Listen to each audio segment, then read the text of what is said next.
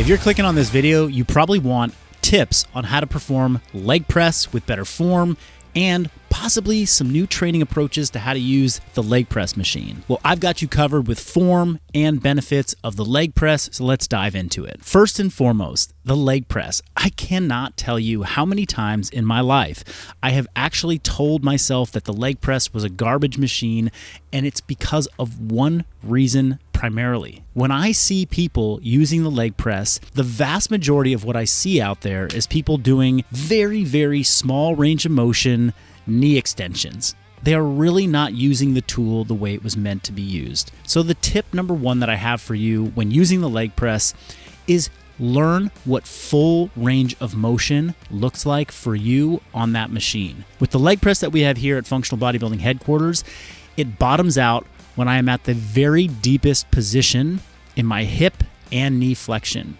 I get a massive stretch, a massive range of motion, and with that stretch, range of motion, and the load that I can put on, I'm getting a powerful and potent leg developing stimulus. The second thing I want you to be aware of when you're using a leg press is that where you position your feet is going to have an impact on which muscles are getting more activation or recruitment in your legs. When you get on the leg press, experiment with wider stances, which will put a greater stretch and load tension on your adductors. Possibly experiment with a narrow stance. This is going to place a bit more tension on your quads. Your feet can go forward or back, or rather up and down on the foot plate. The further up they are, the more tension you might feel in your posterior chain, and the lower they are on the foot plate, the more you might feel in your quads. Now, no matter what you're doing on a leg press, if you're hitting full range of motion and if you're loading appropriately, you're going to feel your entire leg working in some respect. But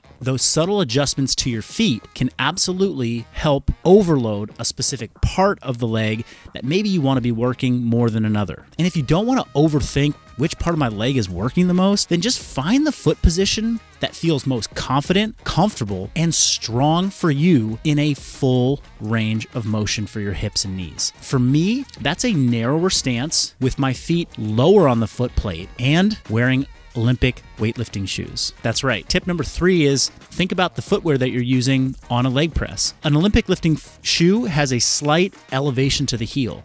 So that slight elevation to my heel is putting my foot in a position that allows my knees to track forward further because I'm overcoming some ankle range of motion limitations. It allows me to press with more of the force through the ball of my foot or the middle to front of my foot, and that combination is giving me a great quad contraction. So that's my preferred stance. It also translates really well to when I squat upright in a back squat and a front squat. So find what works for you, and week over week, month over month, progress your loading from there. All right, next up, how should you be warming up for your leg press? So I'll generally do some cardiovascular movement, a rowing machine or a bike. Then I'll do a couple dynamic stretches. Today I did a duck walk and what's called a perfect stretch walk. Both of these help to open up the hips, the knees, and the ankles, which are going to be really important when I leg press. 2 to 3 rounds of those movements, that's a sufficient warm up that will take 5 to 7 minutes. The next thing I'm going to do prior to getting on the leg press is I'm going to do some specific pre-fatigue movements that are going to drive blood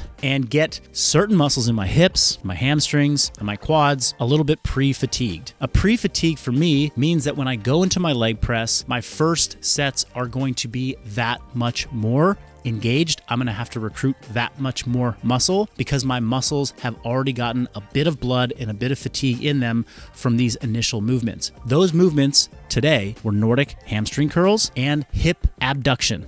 Hip abduction to get the glutes clicking, and Nordic hamstring curls to get blood and some pre-fatigue into the hamstrings. Now, the hamstrings are not a huge contributor to the leg press. They do contribute some. However, I just like having my hamstrings really warmed up, having blood in that area, because when I go and do my leg press, it almost feels like I've got a bit more cushion through pumped up hamstrings. So a general warm up, a little pre-fatigue with a couple movements that target the hips, the hamstrings, or the quads. And then finally, I'm on the leg press. I'm going to do 3 warm-up sets that are building up to my first working set. Lightweight, medium weight, and then challenging weight. The purpose of warm-up reps on a movement like the leg press are, number one, work the range of motion and get that pattern really dialed in so that when you go to do your hard sets, you're not having to think, where's my body, how's it feeling, etc. You've already got that done. The second reason that you want to be doing warm-up sets is to progressively load up to a working weight. If you're more experienced, your working sets are going to be heavy, and therefore you need to be prepared to do that heavy set first, which requires several warm-up sets to get there. All right, now you know how to leg press with good form and some technique tips. You also know how to prepare for it. So let me give you the leg press workout that I did today with Cliff, sets, reps, so that you can go and hit an awesome leg press workout for yourself. Today we did a reverse pyramid loading scheme.